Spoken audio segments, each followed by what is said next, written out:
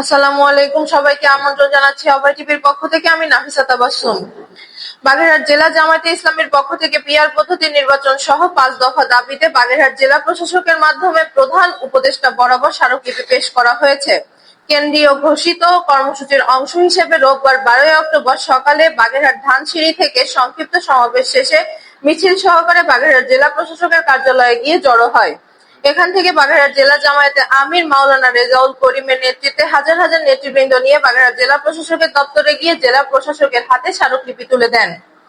এ সময় উপস্থিত ছিলেন খুলনা অঞ্চল টিম ও কেন্দ্রীয় মজলিসের শুরা সদস্য অধ্যক্ষ মৌলানা মশিউর রহমান খান, জেলা জামাতে আমির জননেতা অ্যাডভোকেট মাওলানা শেখ আব্দুল ওয়াদুদ, জেলা সেক্রেটারি শেখ মোহাম্মদ ইউনুস, জেলা জামায়াতে সেক্রেটারি অধ্যাপক ইকবাল হোসাইন, জননেতা মিজানুর রহমান মল্লিক, জেলা জামায়াতে মজলিসের শুরা ও কর্ম পরিষদ সদস্য অধ্যক্ষ আব্দুল আলিম, মাওলানা আলতাফ হোসাইন, শেখ মঞ্জুরুল হক রাহাত, মাওলানা আবুল কাশেম, ছাত্র শিবিরের জেলা সভাপতি হাফেজ মোরশেদ আলম, ছাত্র শিবিরের জেলা সেক্রেটারি আহমেদ আব্দুল্লাহ সহ প্রমুখ। স্মারকলিপিতে বলা হয়েছে, জাতীয় সংসদ নির্বাচনের রোডম্যাপ নির্ধারণ করা হয়েছে। আমরা ঘোষিত রোডম্যাপ অনুযায়ী অবাধ, সুষ্ঠু, নিরপেক্ষ ও ভয় ভীতি মুক্ত গ্রহণযোগ্য নির্বাচনের লক্ষ্যে প্রয়োজনীয় পদক্ষেপ গ্রহণের আহ্বান জানিয়ে আসছি।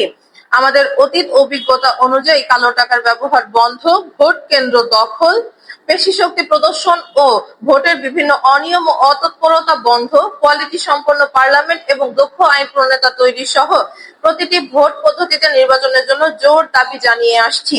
বাংলাদেশের অধিকাংশ রাজনৈতিক দল, বুদ্ধিজীবী, সাংবাদিক, কলামিস্ট, লেখক, গবেষক, শিক্ষাবিদ ও নানা শ্রেণী পেশার মানুষ পিআর পদ্ধতিতে নির্বাচনের দাবির সাথে একমত পোষণ করেছেন। হাজার হাজার বিরোধী দলীয় নেতৃবৃন্দের ওপর জুলুম, নির্যাতন, হামলা, মামলা, জেল, জরিমানা, গুম, খুন করে দেশপ্রেমিক কণ্ঠকে স্তম্ভিত করতে চেয়েছে। দিনের ভোট রাতে নির্বাচনের মাধ্যমে জাতির সাথে প্রহসন করেছে। আর এ সমস্ত অবৈধ কার্যক্রমগুলোকে জাতীয় পার্টি ও ১৪ দল সহ অনেক দল শুধু প্রকাশ্যে নয়, বরং জুলাই-আগস্ট অভ্যুত্থানের সময় ছাত্র জনতার বিরুদ্ধে অবস্থান নিয়েছে। তাই স্বৈরাচারী ফ্যাসিস্ট সরকারের দোসর হিসেবে জাতীয় পার্টি ও ১৪ দলের কার্যক্রম নিষিদ্ধ করতে জনগণ জোর দাবি জানিয়ে আসছে। স্মারকলিপিতে আরো বলা হয়, আমরা লক্ষ্য করছি, জনগণের দাবিসমূহ কার্যকর করার কোনো পদক্ষেপ গ্রহণ করা হচ্ছে না। এমতাবস্থায় জুলাই জাতীয় সনদের ভিত্তিতে আগামী ফেব্রুয়ারিতে অবাধ, সুষ্ঠু ও গ্রহণযোগ্য নির্বাচন এবং জনগণের ভোটাধিকার প্রতিষ্ঠার মাধ্যমে বাংলাদেশকে একটি ন্যায়ভিত্তিক ও জবাবদিহিতামূলক গণতান্ত্রিক রাষ্ট্ররূপে গড়ার লক্ষ্যে বাংলাদেশ জামাতে ইসলামী সহ বিভিন্ন রাজনৈতিক দলসমূহ দাবি জানিয়ে আসছে। এরই প্রেক্ষিতে বাংলাদেশ জামাতে ইসলামী ও অন্যান্য রাজনৈতিক দলসমূহ সেপ্টেম্বর মাসে ৫ দফা গণদাবি জাতির সামনে উপস্থাপন করেছে এবং রাজধানী সহ প্রতিটি বিভাগীয় শহর, জেলা ও উপজেলায় সমাবেশ, বিক্ষোভ ও গণসংযোগ করেছে। এই সমস্ত কর্মসূচিতে সারা দেশে বিপুল সংখ্যক জনগণ অংশগ্রহণ করে আসছে।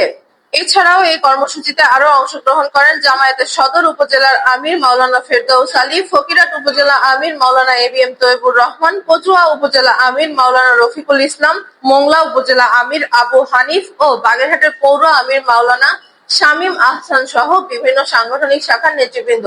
ধন্যবাদ সবাইকে। আসসালামু আলাইকুম।